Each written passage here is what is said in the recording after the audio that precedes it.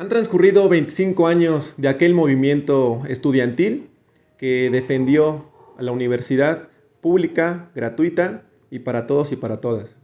Un movimiento que enfrentó las directrices y los lineamientos de los principales pilares del neoliberalismo, del Fondo Monetario Internacional, del Banco Mundial, que desafió la idea de que la educación tiene que ser un privilegio más que un derecho, que desafió la idea de que la educación tiene que ser para unos cuantos. La orden de los de arriba, la orden de estos grandes organismos estaba dada. La UNAM debía ser privatizada. La comunidad estudiantil, los estudiantes de 1999 se levantaron, enarbolaron las banderas. La universidad debe ser para todos. A 25 años de aquel movimiento que derivó en la huelga más larga que ha tenido la UNAM, pues el día de hoy nos encontramos aquí para discutir este fenómeno, este movimiento estudiantil que al día de hoy sigue siendo vigente. Este es el podcast Iskra, yo soy Eduardo Peralta. El día de hoy justamente vamos a comentar, a platicar sobre la huelga estudiantil de la UNAM a 25 años, y para profundizar más sobre eso, pues el día de hoy nos acompañan miembros, participantes directos de aquel movimiento. Está con nosotros Gabriel Ramos, que fue alumno del CCH Oriente, miembro del CGH, y también contamos con Alejandro Echevarría, que fue parte del CGH de Ciencias Políticas y Sociales, mejor conocido para los camaradas y para las cámaras, fundamentalmente, como el MOSH. Bienvenidos, un gusto que estén acá con nosotros para pues comentar, ¿no? Platicar sobre experiencias de lucha. Pues del primer elemento, como ya lo habíamos comentado, se cumple 25 años de la huelga de la UNAM, y pues lo que nos interesaría saber un poco es qué ambiente se palpaba en aquel 1999, qué contexto había tanto al interior de la universidad como en un ambiente pues externo, Alejandro. ¿Qué tal? Muy buenos días a todos y a todas. Pues para mí es un gusto estar aquí eh, conmemorando esta lucha tan importante de la cual fuimos todos parte. Y bueno, pues yo creo que el contexto que se vivía en aquellos años era precisamente la forma del neoliberalismo en su forma más atroz, más voraz que podíamos vivir. Venían las privatizaciones avanzando a pasos agigantados en salud, en paraestatales, y pues en el caso de la educación no era la excepción. Entonces, previo al movimiento estudiantil se había dado lo que fue el Fobaproa. Todos recordaremos que fue un robo en despoblado para el pueblo, ¿no? De una deuda privada, convertirla en deuda pública, y que hasta la fecha sigue existiendo. Entonces yo creo que pues eso es lo que veníamos sufriendo, y un día nos llegó la noticia de que nos decía el entonces rector Barnés que teníamos que ser corresponsables con nuestra alma mater, con nuestra universidad, y que teníamos que aportar también nosotros para sufragar los gastos educativos. Entonces dijimos, sí, exactamente, estamos de acuerdo, pero pues sabemos que ya se están pagando con los impuestos de nuestros padres, ¿no? Entonces, no vemos por qué el comentario. Bueno, era la antesala para irnos preparando precisamente para las cuotas. Entonces, las cuotas fue apenas uno de los pasos que ya se habían iniciado desde años antes en el camino de la privatización de la UNAM, de todo el sector medio superior y superior. Y pues primeramente se dieron recortes a la matrícula, se fue achicando la matrícula, se fue dando cambios y reorientaciones a los planes y programas de estudios en todos los niveles, y así van avanzando, ¿no? Pero como que a la comunidad todavía eso no le hacía mucho eco, ¿no? Incluso se dieron las reformas del 97 que limitaban la permanencia de los estudiantes de escasos recursos en la universidad y en las prepas, y sobre todo, bueno, viene a ser las cuotas el foco rojo, ¿no? O sea, la alarma donde todos dicen, a ver, ¿cómo que tenemos que pagar cuotas si tenemos toda una vida de entender la gratuidad como un derecho? Entonces creo que fue ahí precisamente donde la gente empezó a discutir en asambleas, a discutir en los salones, en los pasillos, y se fue dando la necesidad primero de un debate público, con las autoridades, con el rector, para decir, a ver, pues, ¿por qué cuotas? ¿Cuál es tu proyecto de universidad? ¿Qué quieres? Nosotros tenemos que es el que hemos vivido siempre. Lamentablemente no se pudo dar. Lamentablemente, siempre Rectoría tuvo oídos sordos, ¿no? Y nunca nos escuchó, jamás quiso. Vimos la comunidad que no había posibilidad de respuesta y entonces implementamos algo que fue dar la batalla de las ideas. Y esto era, pues, tratar de convencer a todos y a todas, ¿no? De lo que estábamos viviendo, de informarle primero y que la gente definiera. Y fue así como se empezaron a dar los saloneos.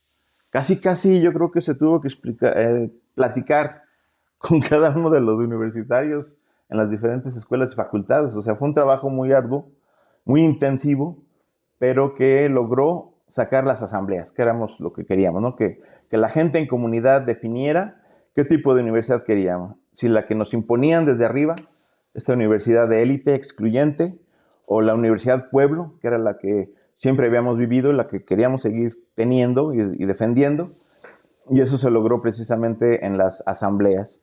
Entonces yo creo que fue allí donde se empezó a gestar la idea de dar la lucha a donde llegara, y pues no nos dejaron otra más que pues tener que emplazar a una huelga, ¿no? Claro. Entonces hay una necesidad por pues aumentar las cuotas en la universidad. ¿Por qué? ¿Por qué en este momento? ¿Por qué en el 99 no surge ahí solamente, sino que ya viene un proceso, como dice Alejandro? Pero ¿por qué en el 99, digamos, qué pasa ahí?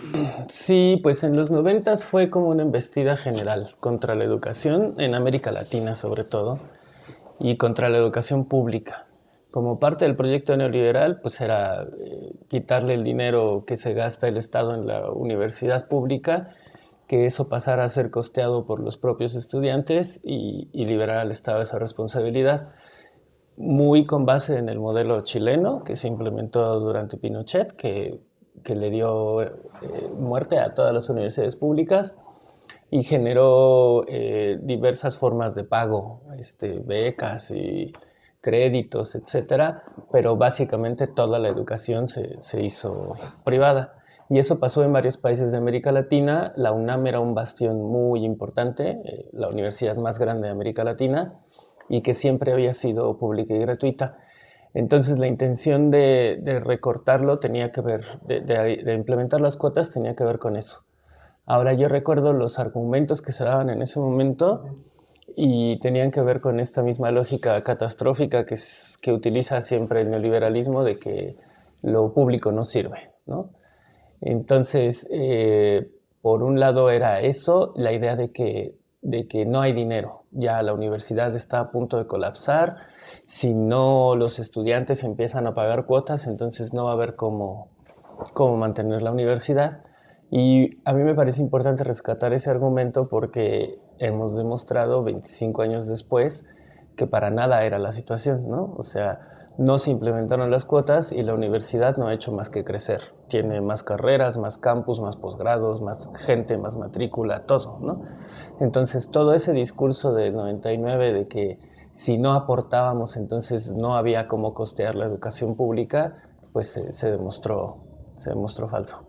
Y cuando se da este proceso ya de implementación, de aprobación de las cuotas, ¿no? El Reglamento General de Cuotas, ¿cuál es la reacción de la comunidad? Porque mencionabas, ¿no, Alejandro? O sea, hay un proceso de volanteo, de estar informando, escuela por escuela, toda esta dinámica que menciona Gabriel. Bueno, ¿cuál es la reacción ahora cuando ya se implementa en marzo del 99 las cuotas? ¿Qué se percibe ahí? ¿Tú cómo lo vives estando en ciencias políticas? ¿Qué pasa en ese momento ahí en la universidad? Yo creo que hay unos antecedentes muy importantes, como es el hecho mismo de que los estudiantes de la UNAM particularmente siempre se han movilizado, ¿no? Estaba precisamente la huelga anterior del 86-87, que fue un referente muy importante, pero paralelamente también estaba el alzamiento zapatista, ¿no? Yo creo que esa forma que nos enseñaron de discutir horizontalmente, de la democracia directa, es algo que a todos nos hizo clic y decíamos, es que así se tienen que resolver las cosas, ¿no? Es decir, había vientos que oxigenaban a la discusión colectiva, y yo creo que fue uno de los más importantes.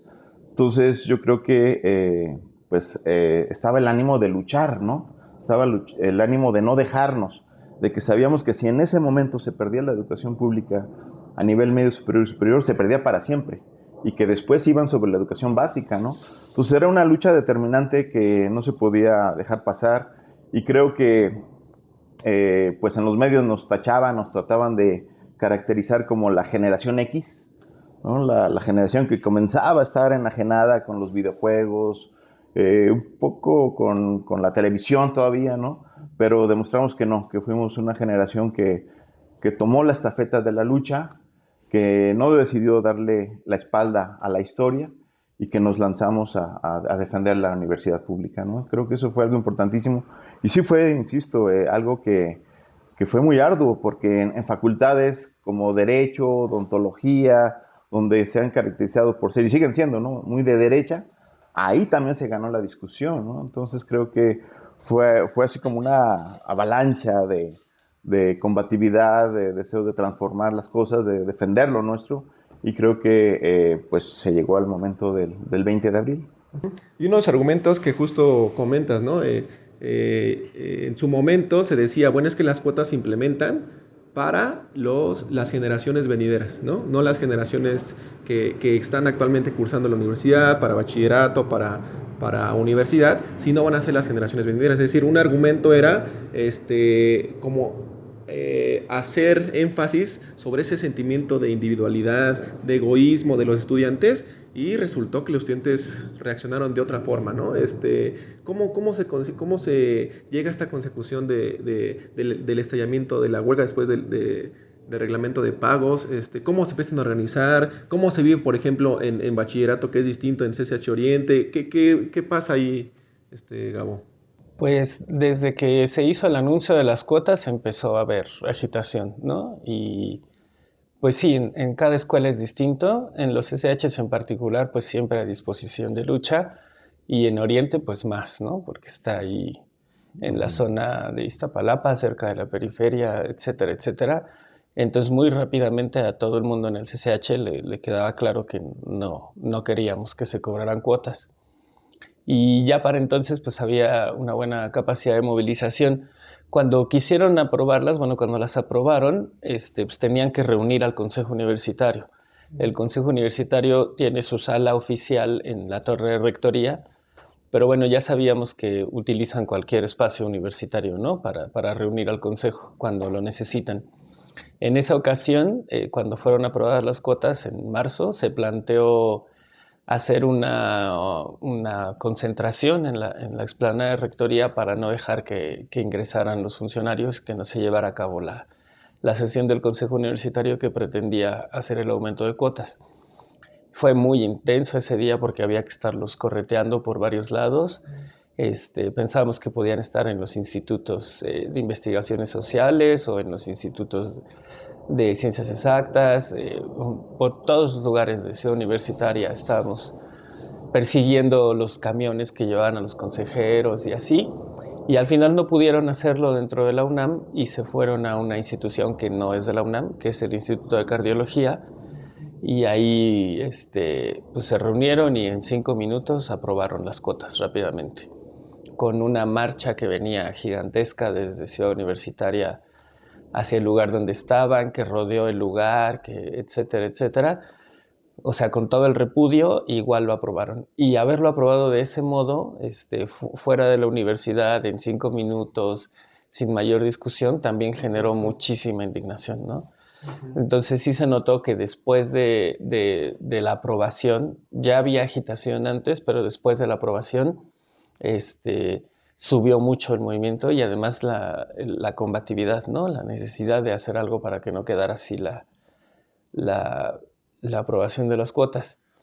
La primera reunión que yo me acuerdo antes de todo esto, pues fue en el 104, ¿no? O sea, cabíamos en un salón, en economía, cabíamos en un salón, la gente que empezó a movilizarse, y ya para ese momento, después de la aprobación de las cuotas, el Che Guevara, que es el auditorio más grande de la universidad, nos quedaba chico, ¿no? Así fue. ¿Y cómo se llega al estallido de la huelga? no se unen todas las facultades en un primer momento, pero ¿cómo se llega a ese estallido? ¿Qué procesos se logran para llevar a cabo? ¿Qué vienen marchas, movilizaciones? ¿Qué es el CGH? Por ejemplo, se escucha mucho el CGH. ¿Qué es el CGH? Yo, por ejemplo, cuando viví ese proceso, tenía alrededor de unos 10, 11 años, escuchaba CGH, no tenía ni idea qué era el CGH. ¿No? Ahora es, pues, ¿qué es el CGH? ¿Cómo se conforma? ¿Cuáles son los elementos ahí más importantes que nos pueden comentar sobre eso, Alejandro? Sí, nada más quería comentar de lo que decía Gabo, que efectivamente, pues fue una sesión de consejo universitario totalmente fuera de lugar, que efectivamente fue así al vapor, y que los consejeros universitarios estudiantes no llegaron, o sea, porque precisamente pasaron frente de políticas y la asamblea, los que estaban ahí en la facultad, detuvieron el autobús, ¿no? Entonces fue algo totalmente atípico, anómalo, y pues efectivamente eso causó mucho enojo, ¿no? De cómo estaban haciendo las cosas. Y también quería resaltar como una de las cuestiones importantes, y ahorita regreso a tu pregunta, es que creo que eh, mucho de avanzar en la batalla de las ideas fue que había colectivos estudiantiles previos a la huelga, ¿no? O sea, yo creo que sin los colectivos estudiantiles hubiera sido un proceso mucho más largo y tal vez nos hubieran ganado, ¿no? Pero creo que el hecho de que en puntos claves, en escuelas claves como ciencias políticas, los CCH Oriente, Escapo, Vallejo, etcétera, filos, o sea, en muchas escuelas, en la mayoría de escuelas había colectivos estudiantiles y que eran como los catalizadores de la discusión, ¿no? Y creo que, pues, es la importancia de que siempre siga habiendo eso, ¿no? De que haya polos de discusión críticos, que haya gente que esté cuestionando qué está pasando, ¿no? Sobre todo porque las campañas mediáticas de las autoridades son abrumadoras. Entonces, gracias a los colectivos es que se fue avanzando y que pues yo recuerdo, ¿no? Que incluso a veces estando en el colectivo que a mí me tocó estar bueno, que yo decidí estar en ciencias políticas, que se llamaba así a secas el colectivo, pues a veces había tiempos de que estábamos unos cuantos, ¿no? Y decíamos, bueno, ¿y tendrá algún caso estar aquí? Yo me preguntaba en esos años. Y con el tiempo me di cuenta que fue determinante mantener la existencia de los colectivos, porque ahí se generaban las discusiones, porque ahí se imprimían los materiales, se circulaban, y fue esto, digamos, lo que potenció la, la resolución de la huelga. La huelga, pues, efectivamente no entraron todas las escuelas al unísono, la mayoría sí, pero las escuelas que tenían menos discusión, que no tenían colectivos, que no tenían activistas, pues sí se tardaron más, ¿no? O sea, como que hubo que ir a reforzar un poco ahí. Y creo que, pues siempre se trató de que fuera algo muy democrático, ¿no? Que fuera algo así totalmente horizontal, de que fueran las asambleas siempre las que decidieran, y pues se decidió que se mandaran delegados por escuelas a conformar el CGH. Y yo creo que más detalles tiene Gabo de esta situación, de cómo se fue dando el mero día, ¿no? Sí, o sea, la huelga estalló el 20 y ese día, el 20 de abril, y ese día se conformó el CGH, ¿no? Como al momento del estallido. Pero bueno, ya venía de lo que era la asamblea universitaria que se había convocado primero. La asamblea universitaria en realidad es la que decide el estallamiento de la huelga y ya cuando estalla se conforma en consejo. Toda esa primera parte sí fue muy intensa entre que se aprobaron las cuotas y estalló la huelga, un mes más o menos, un poco menos, de total actividad así, desbocada, ¿no? De todos los grupos y de todos los activistas y de una masa que iba creciendo. Hubo escuelas donde era muy evidente, en Oriente, por ejemplo, desde antes se sentía el ambiente de que iba a estallar la huelga. Lo votamos en una asamblea que hicimos tomando la biblioteca y en la biblioteca así atestada de gente se votó a mano alzada la huelga y ya, como que era muy evidente.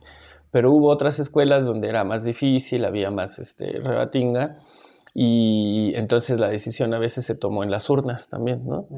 Entonces, en particular en economía, que yo me acuerdo que pensábamos que era una escuela que iba a decidir en la asamblea, decidió en las urnas y se ganó la huelga. Y otros donde fue más bien sorprendente, como ingeniería, que no es una escuela de mucha actividad política en general, también se votó en urnas masivamente y se aprobó la huelga, ¿no?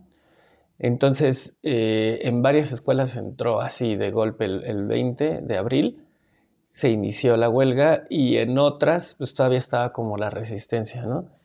Pero bueno, no tenía mucha posibilidad porque pues, las brigadas de todas las escuelas que ya estaban paradas se iban a esas escuelas, ¿no? En derecho fue una de las situaciones más importantes porque es donde se atrincheró la derecha, los porros, etcétera. Aún así había brigadas todos los días, se logró sacar una asamblea que decidió la huelga, pero después había que tomar las instalaciones que estaban en posesión de las autoridades y los porros. Eso fue un jaloneo ahí, el día 22, por ahí, 23. Y ya, en cuanto se tomó derecho, ya todas las demás escuelas, incluso odontología, por ejemplo, nunca tuvo asamblea, sino que en cuanto cayó derecho, las autoridades cerraron la escuela y mandaron a todo el mundo a su casa, pues para que ya no se fortaleciera, ¿no? Porque lo que pasaba es eso, que a la escuela donde llegaba el movimiento, aunque al principio era repudiado, salía fortalecido. Entonces fue de esa forma que se fue estallando la huelga. Eso es interesante porque uno de los elementos es, bueno, ¿por qué la huelga es un elemento o un instrumento de lucha importante en el aspecto estudiantil? No se ha discutido en términos obreros, en términos de trabajadores, ¿no? Que la huelga es, no vas a trabajar y ya le das un golpe, ¿no? A la empresa, al capital, etcétera. Acá es distinto, ¿no? Porque no tienes ese elemento. Bueno, la huelga, ¿por qué es importante? ¿Por qué juega su papel en estos momentos para, en este caso concreto, rechazar al reglamento de pagos, defender esta parte de la educación pública gratuita, este instrumento, cómo se fortalece y bueno, más adelante, cómo se enfrentan a los medios de comunicación, a rectoría, a los organismos internacionales, a las directrices que vienen de arriba, ¿qué se hace ahí en ese periodo? Ya después del estallido del 20 de abril, ahora, ¿qué viene? Pues como tú bien apuntas, el CGH fue el instrumento de lucha, ¿no? Precisamente nos decían muchos, no, ustedes no pueden entrar en huelga, no pueden estallar una huelga porque no son obreros. Entonces, en la Junta Federal de Conciliación no los van a aceptar su huelga, ¿no? Pues, ¿qué importa? O sea, finalmente de lo que se trataba era de parar las actividades para poder dejar un poco los estudios a un lado e irnos de lleno a la lucha, ¿no? O sea, mientras tú estás en clases, mientras estás en exámenes, pues no puedes porque tienes que estar atendiendo la academia. Entonces, tienes que parar para poder lanzarte a la lucha, para fortalecer las asambleas, para ir a brigadear, para todas las actividades que se tenían que hacer, ¿no? Que aparte eran tareas de la cotidianidad, ¿no? Como limpiar, hacer de comer, de cenar, vigilancia, etcétera, etcétera. Entonces, para todo eso necesitamos parar de tajo con toda la actividad académica y lanzarnos a la lucha. Para nosotros fue la huelga y creo que todo el mundo quedó claro que fue una huelga estudiantil muy importante. Fue una huelga que efectivamente se enfrentó a todo el aparato de Estado, a todos. Fue una huelga que pues fue totalmente... Eh, intentaron tergiversarla en los medios, aventaron carretillas de mentiras en contra del movimiento. Todos los días era decir que éramos unos vándalos, que éramos una minoría golpista, por ahí se llegó a decir, que éramos delincuentes, todos los días, ¿no? Pero no solamente nos enfrentamos a los medios masivos, sino precisamente a toda la clase política, a todos los partidos políticos, incluso las organizaciones empresariales, todos los días estaban atacándonos, tratando de desprestigiarnos, el clero, el alto clero, incluso creo que hasta se llegó a decir que nos quitaban, que nos excomulgaban por estar en la huelga, ¿no? Y llegaron casos tan aberrantes como en las novelas o en los panfletos esos del libro vaquero, atacarnos por todos lados, ¿no? Es decir, los jueces, magistrados con amenazas constantes. Nos decían que en el Instituto de Investigaciones Jurídicas ya estaban teniendo nuestros expedientes armados, todo esto. Entonces, sí fue una lucha que se enfrentó a todo el aparato de Estado, a toda la clase política. Evidentemente sabíamos que estábamos luchando contra el gran capital nacional e internacional y que pues el tamaño de la afrenta implicaba ese tamaño de resistencia por nuestra parte, ¿no? Entonces creo que teníamos claridad de todo eso y los riesgos que eso implicaba, pero sobre todo, como te decía anteriormente, la idea que si en ese momento se perdía la educación, se perdía para siempre o tal vez iban a pasar varias décadas para rescatarla. Para enfrentar esa embestida necesitabas ejércitos estudiantiles de comunidad para enfrentar eso, ¿no? En las plazas, en las diferentes, no solamente facultades, en los mercados, en las marchas, o sea, estar informando a la población, ¿no? Esa parte me parece que era central. Necesitabas ejércitos en activo, ¿no? Para enfrentar. Y dentro de estos 9 meses que dura más o menos, bueno, más de 9 meses que dura la huelga, ¿cuáles son los momentos, o ustedes cuáles ubican que son los momentos más importantes dentro de estos meses de huelga, que marcaron, ¿no? esta etapa de lucha? Bueno, antes sobre el asunto de la huelga, o sea, por un lado sí las autoridades universitarias tienen un compromiso que cumplir con la normalidad de las actividades que realiza la universidad y eso afecta, pero sí lo importante de la huelga estudiantil no es el daño económico que haga al detener las actividades, sino que su fuerza fundamental está en ser un foco de agitación política constante. Una universidad en huelga no es nada más una universidad cerrada y con todo el mundo en su casa, ¿no?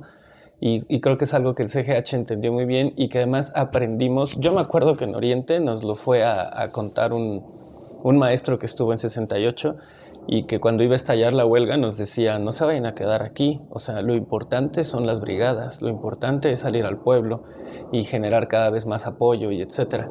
Y sí, evidentemente eso es lo que hace que una huelga estudiantil sea tan peligrosa para el sistema o para el gobierno en cuestión, que son los estudiantes en las calles conectando con el pueblo y por ejemplo en la zona oriente pues de volada con muchos campamentos de gente que estaba luchando por su vivienda, organizaciones de Ciudad Neza, organizaciones culturales de Iztapalapa, de toda la zona oriente, pues se acercaron a la huelga y los estudiantes fueron a las colonias y empezaron a organizar y a generar.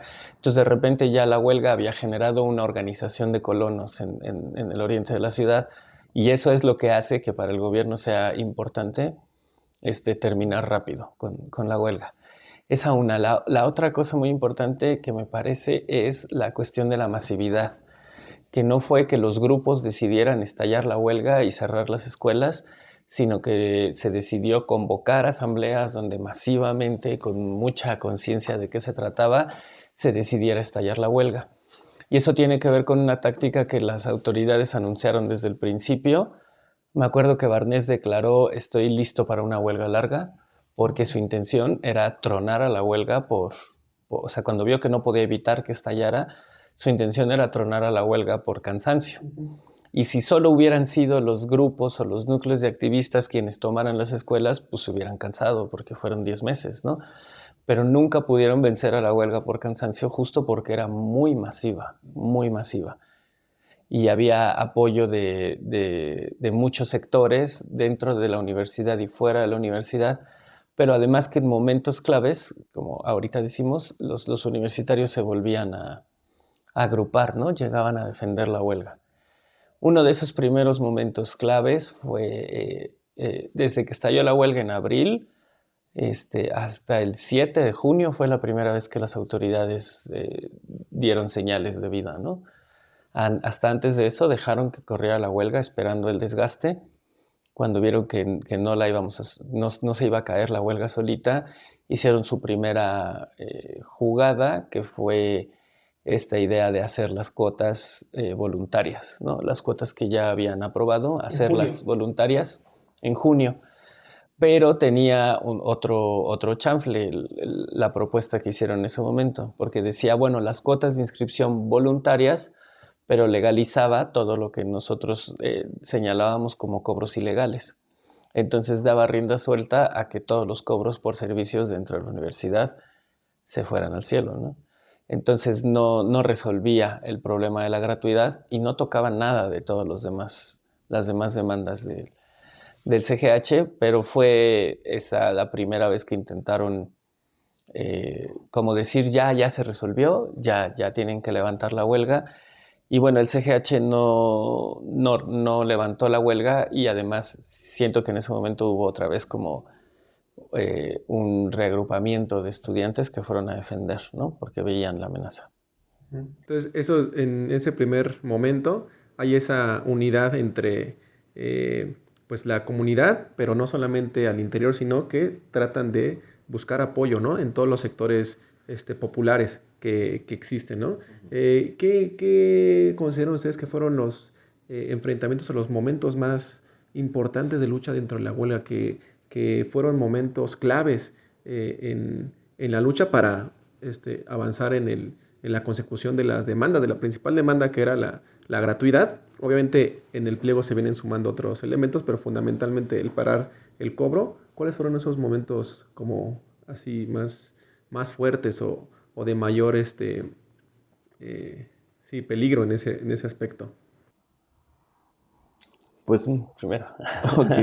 Bueno, efectivamente, como bien dice Gabo, eh, esa virtud tuvo el movimiento estudiantil, que no se encerró en los muros del campus, de CEU, de las escuelas periféricas, sino que salió, que siempre fue a brigadear a las colonias populares, a los mercados, fue a ver a otros sindicatos, fue incluso a otros estados, ¿no? Yo recuerdo que muchos iban a brigadas a Querétaro, a Baja California, Guadalajara, a muchos lugares, y eso creo que logró el apoyo de otros universitarios, ¿no? Que incluso pues estaba la lógica de crear una asamblea estudiantil nacional, ¿no? Y bueno, me parece que esa es la gran virtud del movimiento, que sale, llega el momento en que todo el pueblo, todas las organizaciones volteaban a ver al CGH para ver qué estaba pasando, para ver cómo apoyar, para ver cómo avanzar.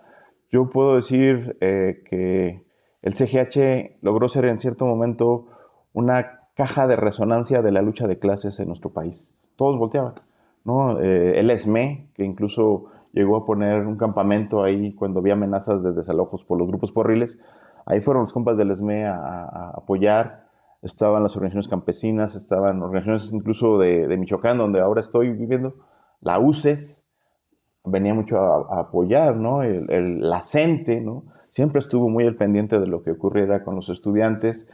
Y no solo ahí, sino que incluso los grupos armados, ¿no? El EZLN pues siempre tuvo un apoyo muy vivo, muy presente con los estudiantes, incluso el EPR, el ERPI, o sea, todos volteaban a ver qué estaba pasando dentro de la universidad para apoyar, ¿no?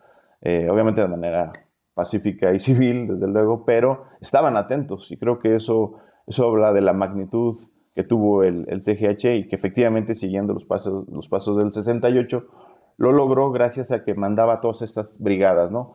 Mandaba brigadas de médicos a las colonias más depauperadas a atender a los niños, mandaba a los ingenieros incluso a ayudar o coadyuvar con las colonias que necesitaban trazar las calles, ¿no? Poner ahí, corregir las casas. Todo esto creo que fue lo más importante. Creo que uno de los momentos donde fue más álgido para el movimiento, aparte de cuando en junio tratan de debilitar al movimiento con esta propuesta, que aparte sí generó, hay un jaloneo, ¿no? Porque los grupos proclives al PRD decían que sí, que eso resolvía y que ya habría que levantar la huelga. Nosotros decimos, no, esto pues no resuelve, ¿no? Porque no es de que sea voluntaria y al rato va a ser totalmente las cuotas bien instauradas. Entonces, fueron la propuesta de los eméritos que iban en ese sentido y las mesas, ¿no? Las mesas con las autoridades porque fueron, ellos trataban de ser muy hábiles, trataban de cooptar, trataban de, pues de confundir a la comunidad y más utilizando todo su aparato mediático. Y creo que gracias a la asamblea, gracias a las reuniones masivas, como dice Gabo, en el Che, es que se logró ir superando todos esos y pensar que tendría que ser la asamblea la que llevara las riendas del movimiento, ¿no? Creo que eso es algo importantísimo.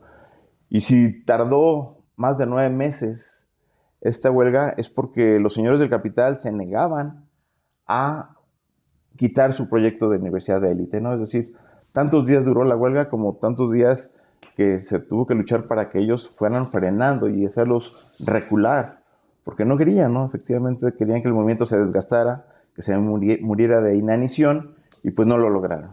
Ujú. Y aunado a eso, Gabo, aparentemente no es, bueno, la comunidad decide, la comunidad está ahí al frente, pareciera que es como una discusión muy homogénea, ¿no? Pero al interior hay debates y discusiones fuertes que no es como tan romántico un poco, ¿no? La discusión es al interior, incluso dentro del mismo movimiento, ¿no? ¿Cómo se vive eso ya, digamos, en esos 9 meses y cómo va teniendo este desenlace, ya digamos, este periodo? Sí, bueno, de las fuerzas internas, o sea, en la UNAM siempre hubo una corriente más cercana al PRD, por ejemplo. En ese momento su referente era Cuauhtémoc Cárdenas, y era pues una corriente que siempre actuó dentro de la universidad y que desde el principio no le gustaba mucho la idea de la huelga, ¿no? Digo, participó, se vio arrastrada por el empuje de masas a la primera parte de la huelga, pero pues tenían la cabeza puesta en las elecciones de ese año, y sentían que la huelga era una distracción, una cosa menor, no era muy su lucha. Pero bueno, ya estallando la huelga, participaron en un principio, y lo que pasó es que poco a poco se fueron como distanciando de la masa estudiantil que sostenía la huelga, que se sentía representada en el CGH. Y uno de los momentos más difíciles pues fue cuando la propuesta de los eméritos, ¿no? Porque la propuesta de los eméritos como que conjugaba la alianza entre el gobierno y la derecha en el país y la derecha universitaria, y ese sector que quería como que quedarse más en medio, que había empezado apoyando al CGH, pero que se fue como corriendo a la derecha. De hecho, la propuesta de los eméritos eran 8 maestros, no me acuerdo de todos, pero había unos insignes maestros de derecha que todo el mundo conocía, y había también insignes maestros de lo que era la izquierda, ¿no? En ese momento. Sánchez Vázquez, Luis Villoro, por ejemplo, que además habían sido muy cercanos al zapatismo, etcétera, etcétera, y que hicieron una propuesta que pues en ese momento para el CGH no resolvía. Era suspender el reglamento, que no abrogarlo, el reglamento general de pagos. Era hacer unas mesas de discusión. Me acuerdo claro que además la frase que usaron los eméritos es que se hicieran las mesas de discusión y luego el consejo universitario iba a decidir poniendo atención preferente a lo que dijeran las mesas, pero no los obligaba a asumir ningún tipo de control democrático. Entonces el consejo podía volver a votar lo que quisiera, y de todos los demás puntos de las demandas del CGH pues, quedaban ahí como hechos a un lado, ¿no? Entonces era una propuesta muy pobre para lo que se había planteado el CGH y para la fuerza que tenía, pero junto con esa propuesta se vino una campaña durisísima en contra del CGH para presionar que ya se levantara la huelga con esas condiciones. ¿Fue más o menos? ¿O cuánto tiempo llevaba? Eso fue en septiembre, octubre, me parece. Sí, antes de que cayera Barnes. Entonces debe haber sido la propuesta de los eméritos como en septiembre, octubre, pero era brutal. O sea, abrías el periódico La Jornada, que además era lo más leído por los universitarios en ese momento. Abrías el periódico y se te venían encima editoriales y opiniones y etcétera de todo el mundo diciendo ya hay que levantar la huelga. Y eso era en La Jornada, que es el periódico que leía a la izquierda, ¿no? En todos los demás, toda la prensa era mucho peor. Pero bueno, creo que también un punto de inflexión fue el momento en el que Zedillo salió en la televisión diciendo que él apoyaba la propuesta de los eméritos, ¿no? Porque entonces pues ya como que quedaba muy claro que no era una propuesta surgida desde la universidad y que los maestros que tanto sabían nos querían iluminar, sino que tenía que ver con una cosa orquestada desde el gobierno. Ahí me parece que se fue diluyendo y la propuesta de los eméritos al final no fue aprobada por el CGH. Se discutió mucho, muchas reuniones, en muchas asambleas, y al final no fue aprobada, pero sí, eso sí generó mucho desgaste, ¿no?, al interior del movimiento. De ahí sí las cosas se pusieron más difíciles. Y ya finalmente para esa etapa que culmina, digamos, ¿no? Bueno, viene la destitución de Barnés, entra Juan Ramón de la Fuente y siguen pasando los meses y en febrero ya del año entrante, ¿no?, en 2000, digamos, se va desgastando el movimiento y entra, ¿no?, la PFP. ¿Por qué? ¿Qué condiciones había para que se entrara ahí? Ya había amenaza ustedes veían amenaza de que en algún momento pudiera entrar, ¿cómo se llega a ese punto, ¿no?, de ruptura, principalmente Yo de la creo huelga? que ¿Cómo lo ven ahí? un punto también muy importante es que el movimiento desenmascaró al PRD, ¿no? O sea, el PRD que trató de verse democrático, de izquierda, al final se alía precisamente con la derecha universitaria, con la derecha política, y cierran filas, ¿no?, para golpear al movimiento. Entonces, se nos hacía algo, una total falta de consecuencia esto, ¿no? Y bueno, dijimos, seguimos luchando. Finalmente fue una, como algunos intelectuales lo han calificado, fue una lucha plebeya, ¿no? Fue la lucha de los estudiantes eh, con menos posibilidades económicas, los hijos de los obreros y los campesinos del campo y la ciudad, y eso hizo que fuera una lucha muy resistente, ¿no? Fue una lucha que se la pasaba a veces sin dormir, mal comidos, con muchas carencias, con todo este ataque mediático encima, con la represión de las fuerzas de granaderos, incluso grupos paramilitares, porque hubo varios secuestros. Yo sufrí un secuestro por un grupo paramilitar, ¿no? Afortunadamente fue unas pocas horas, y gracias a que la comunidad reaccionó, es que a todos a los que nos levantaron en ese momento, pues eh, nos dejaron ir, ¿no? Pero siempre la amenaza era, pues ya, levanten la huelga, ¿no? O sea, eso es lo que a mí me dijeron ese grupo paramilitar, que yo creo que era un grupo de élite del ejército, ¿no? Porque pues te vendan los ojos, nunca puedes ver quién te llevó, y ya me soltaron por ahí, por Naucalpan. Entonces, ante toda esa amenaza, ante toda esa golpiza, pues creo que el movimiento siguió resistiendo, ¿no? Efectivamente, ya con el relevo de rectoría, pues viene como que una carta todavía más fuerte, ¿no? Que es precisamente la propuesta de La Fuente, que englobaba todo esto de un poco de los eméritos, pero sobre todo la parte de que se iba a legitimar con un referéndum, ¿no? Un referéndum donde la comunidad iba a decidir si sí estaba de acuerdo con esta propuesta de La Fuente o si no. Sabíamos que iba a ser un referéndum amañado, que iba a ser manipulado, porque pues, son ellos los que lo estaban haciendo. No había así como que un proceso bipartito, ¿no? Sino que dijeron, nosotros lo vamos a hacer ¿Y y qué ahí les... consistía ese referéndum?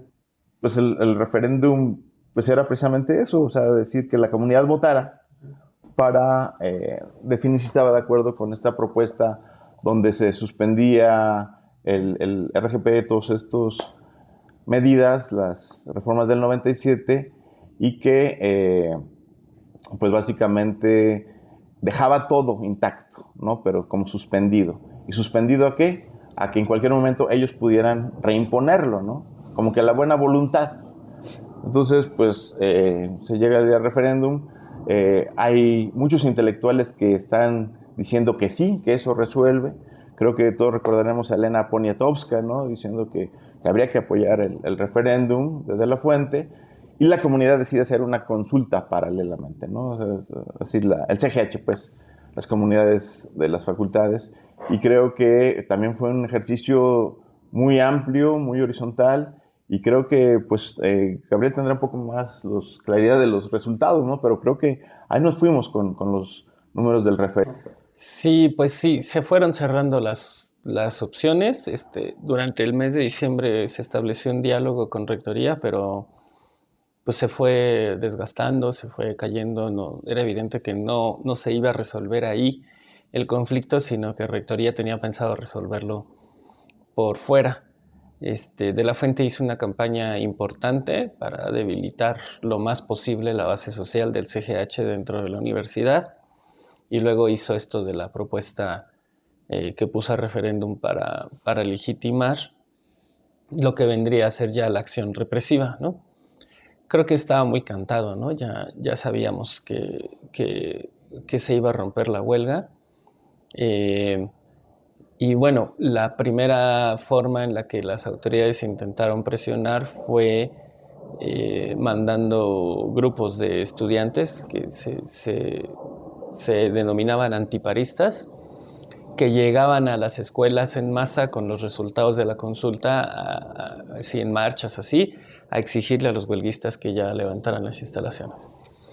Y bueno, hubo algunos momentos en que hubo broncas, golpes, jaloneos, etcétera, pero en la gran mayoría de las escuelas lo que pasaba es que llegaban los antiparistas, salían los huelguistas y se hacía una asamblea. Y en la asamblea pues surgían distintos puntos de vista, incluso los acuerdos no terminaban siendo de esas asambleas conjuntas, ya que se levante la huelga, sino exigencias a las autoridades para condiciones para levantar la huelga, etcétera, etcétera. Entonces, primero intentaron como echarle a la masa que ya estaba cansada, ya eran 9 meses de huelga, en contra del CGH para obligarlo a levantar, pero el CGH otra vez discutía y al final ganaba el apoyo, ¿no? Incluso de esa gente que llegaba enojada. Entonces, pues ya tuvieron que pasar a la siguiente fase, que fue la provocación, que se utilizó la Prepa 3 para eso.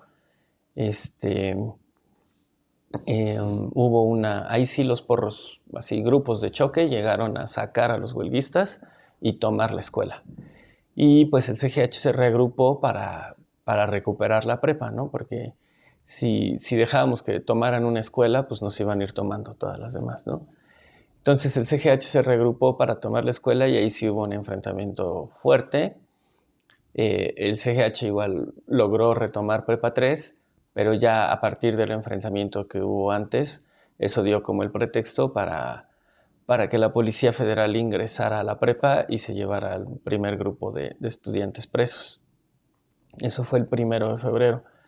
El 6 de febrero ya decidieron entrar a todo el resto de las escuelas y fue cuando tomaron la universidad. Cuando el CGH en pleno estaba reunido en el auditorio Che Guevara y se llevaron a toda la asamblea del auditorio. Entre la asamblea y la gente que encontraron en las escuelas, pues más de 1000 personas fueron a la cárcel ese día, ¿no? Bueno, fueron detenidas ese día. Pero bueno, de eso ya se la sabe mejor el Mosh. Entre estudiantes, profesores, ¿no? ¿Y cómo te toca ese momento del 6 de febrero? Pues sí, fue un momento pues muy significativo para la vida de todos, ¿no? Porque efectivamente estábamos discutiendo cómo darle una salida política al conflicto, ¿no? Y creo que habla esto también de la falta de palabra de las autoridades, ¿no? Porque el 10 de diciembre, en estas mesas que plantea Gabo, se había comprometido, firmó la autoridad de que el movimiento que la problemática se iba a resolver de manera pacífica, ¿no? O sea, lo habían firmado, que no iba a haber ningún tipo de represión. ¿Y qué pasa? Unas semanas después, que nos avientan a toda la fuerza del Estado, ¿no? Y aparte, con nosotros estrenan esto de la PFP, que era una entidad nueva, ¿no? Que, bueno, no es otra cosa más que el ejército vestido de gris en ese entonces, y mandan grupos de élite, ¿no? Al frente. Era una asamblea y pues nuestras asambleas por lo general pues se prolongaban un poquito, estábamos en la madrugada, ya eran cerca de las 7 de la mañana, ¿no? Cuando alguien entra corriendo y dicen, compañeros, llegó la PFP, llegó la policía, ¿no? Porque todavía no sabíamos qué era eso, PFP. Y entonces inmediatamente entran y nos rodean dentro del auditorio Che Guevara, ¿no? Y pues sí, es una mezcla de emociones, ¿no? De miedo, de coraje a la vez, también de valentía, de decir, pues no nos fuimos, aquí estamos, ¿no? Y no vamos a soltar las instalaciones. Y inmediatamente, pues nos empiezan a conducir en unos autobuses, nos empiezan a a llevar, algunos en autobuses, otros nos llevaron unas camionetas, unas vans, a la PGR que está ahí en Revolución. Y un par de horas estuvimos ahí, escuchábamos cómo se empezaba a reunir la gente, los padres de familia, la sociedad en general, y yo creo que dijeron, no, pues de aquí los van a sacar, ¿no? Entonces inmediatamente nos llevaron al reclusorio norte, ¿no? En un proceso fast track, y luego ya tenían listos nuestros uniformes beiges, ahí, color beige, y pues nos hicieron todo el ritual ese humillante, ¿no? Cuando uno llega al reclusorio, de desnudarnos, de hacernos sentadillas, de ponerte el uniforme, de que todos los demás presos te empiezan a gritar amenazas.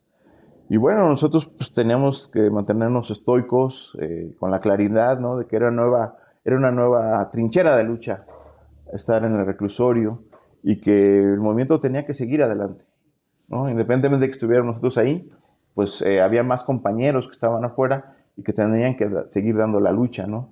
Entonces yo creo que fue algo pues, muy significativo por la vida de todos, y que dijimos, el pliego petitorio sigue en pie, son los 6 puntos. Le agregaremos uno al final, que es la libertad de los presos políticos, pero por enfrente está nuestro pliego petitorio, ¿no? Evidentemente, pues ya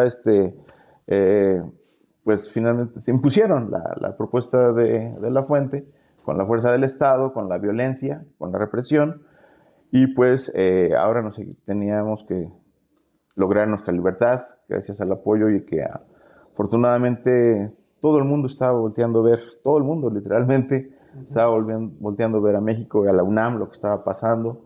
Recibimos apoyo de muchos países, de muchos intelectuales de todo el mundo, y creo que esto pues nos daba aliento, ¿no? De seguir resistiendo esta etapa que fue estar en la cárcel, ¿no? Y bueno, nos tocó implementar nuevos métodos, ¿no? Porque pues, nos querían aislar de la comunidad en general de presos, ¿no?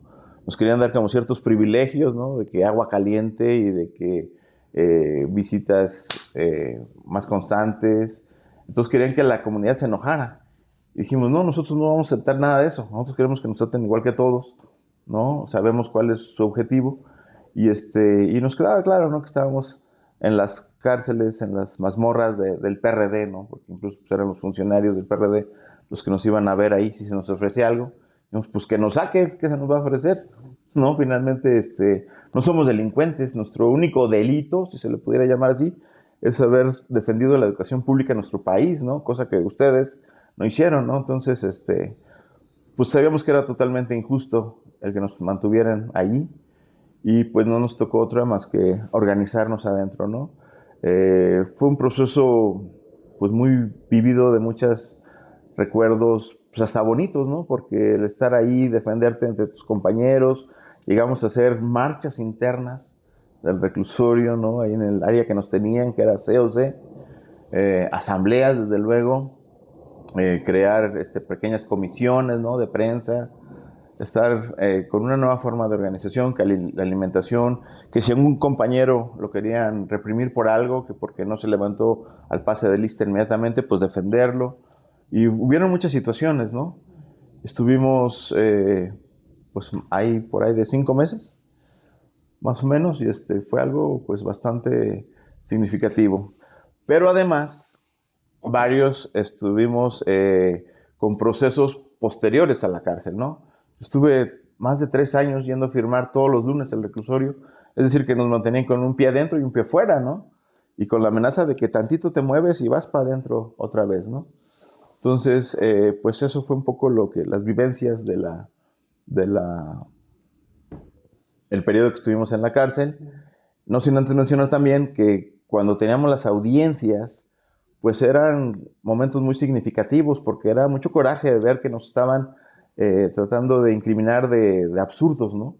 Como que éramos, bueno, primeramente el despojo de las instalaciones, diciendo nosotros no despojamos nada, o sea, no nos lo apropiamos. Fue un proceso de lucha en que estuvimos allí y era temporal, ¿no? Número 2, nos acusaban de robo, ¿no? Decían que nos habíamos robado las escobas y los traperos de las escuelas, ¿no? Algunos también les imputaron que algunas computadoras, ¿no? En algunas prepas, y dijimos, nada de eso es cierto, ¿no? Finalmente nosotros estuvimos cuidando las instalaciones y se llegó al exceso de tildarnos de peligrosidad social, que éramos un peligro para la sociedad, ¿no? Entonces creo que fueron situaciones muy aberrantes que logramos afrontar pues con estoicismo, con aplomo y resistir, ¿no? La cárcel, que sí fue dura, la verdad, ¿no? Porque sobre todo la incertidumbre de no saber cuándo íbamos a salir. Podíamos estar ahí un mes, 2 meses, vimos que caminaban los meses, sabíamos que venían las elecciones, dijimos, bueno, puede ser un parteaguas y que ahí salgamos, ¿no? O que nos echen todo el sexenio, no sé, en fin, había mucha incertidumbre y pues tenemos que entre nosotros darnos apoyo moral. Pero afortunadamente pues salimos con la cara en alto, sabiendo que no éramos ningún tipo de delincuentes y que al contrario éramos los hijos del pueblo que habíamos luchado por la educación para todos. Claro. Y en esta última parte, bueno, también el movimiento, ¿no? Sale a marchar para exigir la libertad de los presos, ¿no? En ese punto, es decir, no se pierde como esta dinámica, ¿no? Y digamos que con eso, en teoría, concluye este proceso de lucha y de huelga cuando se revienta, digamos, o se rompe, ¿no? Con la entrada de la policía, de la PFP. Pero, digamos, en ese proceso, pues es muy importante para identificar, ¿no? Que hay elementos que se logran, ¿no? Que esa huelga, esas movilizaciones, ese proceso de lucha, esos referéndums, esas discusiones, ese periodo, ¿no? De encarcelamiento, bueno, logró algo, ¿no? Y es donde pues se enarbolan este triunfo. ¿Dónde podemos ver el triunfo? ¿Por qué se dice que la huelga triunfó? A pesar de todo, a pesar de todos estos elementos, a pesar de esto que decía Gabriel, 1000 estudiantes, profesores, presos, ¿no? A pesar de toda la represión sufrida, a pesar de toda la campaña en contra, ¿por qué se dice que la huelga del CGH del 99 triunfó? Bueno, tantito antes nada más. Después de que rompieron la huelga, sí fue muy importante que se mantuvo la movilización, ¿no? Y la organización. Ellos apostaban a que ya se rompía la huelga y se acababa el movimiento, y pues no fue así. La policía entró el 6 de febrero, el 14 empezaron a reabrir algunas escuelas y de inmediato llegaba la gente a seguir discutiendo y a no terminar. Las autoridades lanzaron una campaña de que ya todo estaba normal, pero pues esa campaña fue derrotada por el movimiento porque todos los días había marchas, todos los días había tomas, se ocupaba la torre de rectoría, se tomaban todas las escuelas todas las direcciones de las escuelas, y eso mantenía a las autoridades igual bajo presión constante, ¿no? Todos esos meses hasta que se logró la libertad de todas las personas que fueron detenidas. Después de la huelga, en los años siguientes a la huelga, bastantes, como unos 10 años siguientes a la huelga, era muy, muy satanizada todavía, ¿no? Y mucha gente le costaba mucho trabajo hacer la reivindicación y era complicado hablar de la huelga, etcétera, etcétera.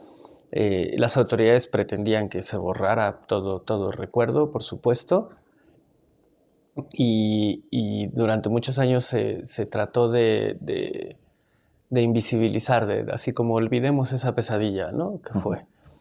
Y ya hoy en día siento que es mucho más fácil la reivindicación de la huelga, e incluso ya mucha gente que no estuvo toda la huelga o que tuvo posiciones contrarias a la huelga hoy aparece diciendo que reivindica la huelga y el CGH y etcétera, etcétera. Pero bueno, tiene que ver con la situación propia que se ha dado, y que conforme van pasando los años se puede valorar más la importancia de que la universidad más grande se haya mantenido gratuita, ¿no? Cuando fueron las movilizaciones en Chile, por ejemplo, uno de los referentes que la gente que se estaba movilizando allá por la gratuidad de la educación superior tenía, pues era la lucha que se dio acá en México, ¿no? Y como esas, muchos referentes en todo el continente veían a la huelga de la UNAM como algo importante, ¿no? Que no permitió que avanzara la privatización de la educación. Muchos de esos procesos que avanzaron en los años 90 en América Latina se han ido revirtiendo poco a poco, y para todo eso sí fue siempre muy importante que la UNAM se mantuviera pública y gratuita. Esto no quiere decir que no haya avanzado el modelo neoliberal ni la lógica neoliberal dentro de la UNAM en los planes de estudio, en el recorte de la matrícula, en el examen único que segmenta socialmente a los estudiantes, etc.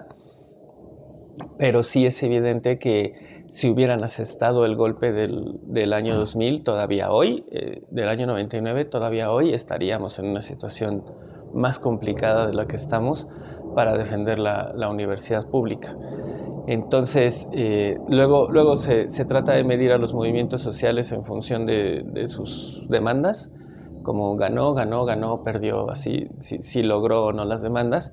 Eso es muy complicado. Las demandas del CGH quedaron, algunas sí muy establecidas, otras más difíciles, otras no se cumplieron, pero más bien el triunfo del CGH tiene que ver con que 25 años después nadie puede plantear vamos a cobrar cuotas en la UNAM, ni avanzar en ese sentido privatizador, porque sigue contando el triunfo, ¿no?, de los estudiantes de hace 25 años que establecieron ese como principio que todavía no puede nadie poner en duda, ¿no?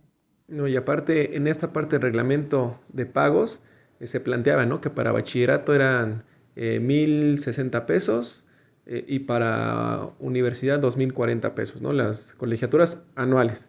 Eso 25 años después, ¿no?, con todos los procesos de inflación, de la moneda, etcétera, sería una cosa impagable para la gran mayoría de los estudiantes, ¿no?, tanto de bachillerato como de licenciatura. Y de acuerdo a datos de la UNAM, del 2000 al 2023, pues han entrado 860 y tantos mil en bachillerato y más de 1,000,000 en licenciatura, ¿no?, que son jóvenes que no hubieran podido ingresar de no haber sido por esta lucha que se llevó a cabo, ¿no? Y esa parte es importante porque fue una lucha que luchó por, valga la redundancia, por los que venían atrás, ¿no? Ni siquiera por los estudiantes en ese momento, ¿no? Y es algo que las generaciones venideras, pues les vamos a agradecer siempre. No solamente nosotros, sino los hijos de los hijos, porque ahí venían los hijos de los albañiles, de los electricistas, de los obreros, ahí venía el pueblo, ¿no? Y se comprendía que si yo tuve educación pública y gratuita, también la tienen que tener ellos, ¿no? Y ese elemento también que de repente se pierde, eso me parece a mí una victoria importante porque deja un precedente de lucha de seguir defendiendo para todos lo más posible, ¿no? Para todos, todo en ese aspecto, y sigue siendo un referente porque además veníamos viendo, ¿no?, que en los 90s, 80s, 90s, el neoliberalismo venía comiéndose todo como un monstruo, todo, y el que le pone freno es el estudiante universitario de la UNAM, ¿no? Como menciona Gabo, se han logrado avanzar en algunos otros aspectos, pero se le frena un poco y se vuelve un referente contra el neoliberalismo, no solamente en México, sino a nivel de América Latina, ¿no? Y para concluir esa parte, a 25 años, Alejandro, ¿qué tareas nos quedan? ¿Cómo se ve, digamos, esta parte del movimiento, el papel que juegan los estudiantes, la UNAM en general? Como bien dices tú, mi balance es positivo respecto al CGH. Creo que el movimiento puso un dique en ese momento a la privatización de la educación en nuestro país, ¿no? Creo que viendo esta retrospectiva, pues no solo la FECH en Chile, ¿no?, que lograron también mantener viva la discusión sobre la gratuidad, sobre la educación pública, sino hoy por hoy, ¿no?, en Argentina, con estos recortes que plantea Milei, que sabemos que lo que viene también es un proceso de privatización, y vemos que los muchachos están en las calles nuevamente, porque la idea de gratuidad es algo que siempre ha estado en la juventud latinoamericana, ¿no? Y creo que es parte de esta trayectoria de lucha, de esta vorágine de discusión entre los universitarios, que siga siendo pública, que siga siendo un derecho la educación y no una mercancía, como querían apropiarse los señores del capital, ¿no? Entonces creo que eso es lo más importante. En el caso, por ejemplo, yo vivo actualmente en Michoacán. En años posteriores a la huelga, También trataron de implementar cuotas en la Universidad Michoacana de San Nicolás de Hidalgo, pero se empezaron a organizar los chavos y luego las autoridades dijeron, no, está bien. Gratuidad, ¿no? Evidentemente con sus trampas y todo eso, ¿no? Que tienes que solicitar la gratuidad, ¿no? Pero pues es absurdo, pero bueno, al final te la dan.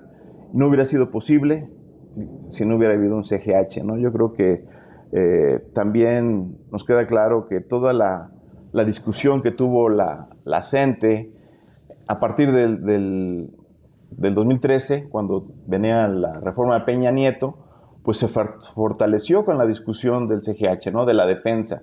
Vieron en nosotros lo que hicimos, que sí se podía parar una propuesta privatizadora, y pues ellos también se lanzaron a la lucha, ¿no? Una lucha tremendamente fuerte, también contra todas las fuerzas represivas, ¿no? Por la educación básica, ¿no? Entonces yo creo que es la misma lucha, ¿no? Finalmente es la lucha por la educación en nuestro país. Nosotros en ese momento en el nivel medio superior y la CENTE en el nivel básica, ¿no? Pero es la misma lucha. Y creo que, pues, al pasar los años, también la reforma de Peña Nieto cayó, ¿no? Porque era totalmente inviable por esta lógica de la escuela-empresa, ¿no? De que los padres fueran los que tenían que ir poco a poco sufragando los gastos de la educación y no se pudo avanzar, ¿no? Hoy todos efectivamente hablan de la gratuidad, ¿no? Las autoridades universitarias, el mismo rector que está ahora, pues también dice que gratuidad, ¿no? Incluso, pues, vemos en la televisión, ahora en las campañas electorales, que dicen, sí, la gratuidad de la educación, ¿no? Algo como que algo intocable. Pues eso no lo podrían estar diciendo si no hubiéramos dado la lucha hace 25 años, ¿no? Si no hubiera estado también la CENTE dando su lucha en la trinchera que les correspondía. Hoy hasta la candidata de la 4T dice que fue activista estudiantil, ¿no? Y que defendió la universidad pública, ¿no? Bueno, pues creo que ni la vieron, no sé. Pero bueno, se ponen la chamarra de la educación pública, ¿no? Y se dice que es un baluarte, ¿no? Esto de la educación pública, cuando es un derecho que se ganó. Y no se ganó en las elecciones, no se ganó por la buena voluntad de las autoridades, sino que se ganó en las calles. Se ganó con muertos, se ganó con mucha sangre, ¿no? Se ganó dando nuestra libertad, ¿no? Dando muchas expulsiones, porque muchos fuimos cercenados de la planta docente, de la planta estudiantil, y bueno, ha sido una lucha muy fuerte, ¿no? Podemos decir que la gratuidad en nuestro país se ha ganado con toda esta derramamiento de sangre, de libertad, de vidas, ¿no? De esfuerzos, y gracias a eso se mantiene, ¿no? Y creo que todas estas generaciones que han entrado en estos 25 años y que no han tenido que pagar esas cuotas, no que pasar por esos procesos de elitización, es gracias a que estuvieron los muchachos dando la batalla, ¿no? Estuvimos ahí dando en las trincheras estudiantiles, dando nuestro granito de arena en esta lucha, ¿no? Bueno, y ahora te toca estar en otra trinchera también de lucha. Y un elemento ahí importante que se nos había olvidado comentar era que, pues evidentemente te vuelves como en uno de los emblemas más representativos, ¿no? Por esta lógica del gobierno. Hay que agarrar el estereotipo del estudiante clásico de la UNAM para atacar al movimiento. Y resultó que agarró un estudiante de excelencia, ¿no? Pues sí. Que agarró a un estudiante que era lo contrario a lo que quería mostrar el gobierno, ¿no? Ganas la Gabino Barreda también, ¿no? La rechazas, y ¿por qué Mosh? ¿Por qué Mosh? Bueno, ya no me acordaba de esas preguntas. Pero esto viene porque yo siempre he participado en el movimiento rock and rollero también, ¿no? En el rock, en el hardcore, en el punk, metal, todo eso. Es una palabra, el mosh, de un tipo de baile intenso que se da en los conciertos, ¿no? Entonces, pues de ahí viene la historia, ¿no? Un poco. ¿Por qué me eligieron en esos años como estereotipo de alguna manera? Porque tenía rastas, ¿no? Ahorita ya me corté el pelo, ¿no? Pero en aquellos años mozos usaba rastas, pues vestíamos de mezclilla, ¿no? Como hasta la fecha. Pero creían que era un fósil, ¿no? Pensaban y decían que era un fósil, que era marihuanero, que era borrachote, no sé. O sea, como que todo la imagen negativa que ellos le quieren dar a los estudiantes de escasos recursos, ¿no? Y bueno, pues sí, afortunadamente puse mis boletas por delante en las cámaras, ¿no? Les demostré que era un estudiante formal como la mayoría del movimiento, ¿no? Que trataba de esforzarme, que tenía mis buenas calificaciones, y creo que con eso se les tapó la boca, ¿no? Pero de ahí pues trataron de estigmatizarnos, ¿no? Y fue muy duro porque efectivamente decían muchas mentiras en nuestra contra en la televisión. Decía que hasta en esas revistas del libro vaquero trataban de estigmatizarnos, ¿no? En todos lados, ¿no? Y bueno, pues fue muy duro, pero a pesar de ello entendíamos que su lógica era debilitarnos y que no nos íbamos a dejar, que ellos no lo iban a lograr y que tenemos que seguir en la lucha, ¿no? Y hasta la fecha. Yo fui expulsado posterior al movimiento, también a partir de una provocación montada, ¿no? Pero era nomás el pretexto para expulsar a varios, entre ellos yo, y hasta la fecha pues seguimos, ¿no? Con esta situación de no poder regresar a la universidad. Yo vivo actualmente en Michoacán y ahí soy profesor de inglés de educación para jóvenes y adultos de las escuelas de ranchito, ¿no? Que están en la periferia de Morelia. Ahí me mantengo y como le decía a la maestra Pita, no nos olvidan, no se olvidan, nos siguen golpeando, nos siguen estigmatizando, nos siguen reprimiendo, ¿no? Pero hoy seguimos dando la batalla, ¿no? Actualmente estamos en un campamento en el Zócalo por reivindicaciones magisteriales, siguiendo en la lucha, porque es lo que aprendimos en el movimiento, ¿no? Yo creo que la mayoría de mis compañeros consecuentes están en las luchas, ¿no? Unos estuvieron en Atenco, también otros les tocó en el ESMEN, el EZ, en muchas trincheras. Ahí veo a mis compañeros, ¿no? Que están todavía luchando, y creo que esa es una de las cosas más importantes que legó el CGH. Toda una generación de activistas, luchadores sociales, que hoy por hoy se mantienen en la lucha cotidiana, ¿no? Que siguen peleando contra el neoliberalismo, porque el neoliberalismo no se acaba por decreto, ¿no? Sino que tienes que dar las batallas en las calles, en las asambleas, en tu lugar de trabajo, en las escuelas todavía, y creo que ese es el llamado, ¿no? A seguir luchando, a seguir vistiendo la camiseta del CGH.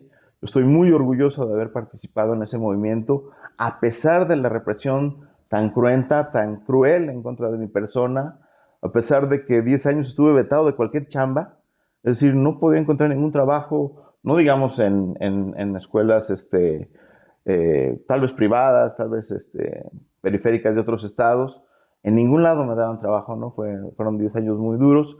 Sin embargo, eso como que te va curtiendo tu espíritu, ¿no? De seguir luchando y de no dejarte vencer, de seguir adelante. Y bueno, estamos hoy por hoy aquí en Michoacán, dando la lucha con los profesores, ¿no? Gracias a las enseñanzas del movimiento estudiantil. Sí, muchas gracias, Alejandro. Y Gabo, para finalizar estos 25 años, ¿qué podemos retomar o qué legado nos deja también esa parte de lucha? Yo creo que una parte importante es la necesidad de la discusión colectiva en la universidad.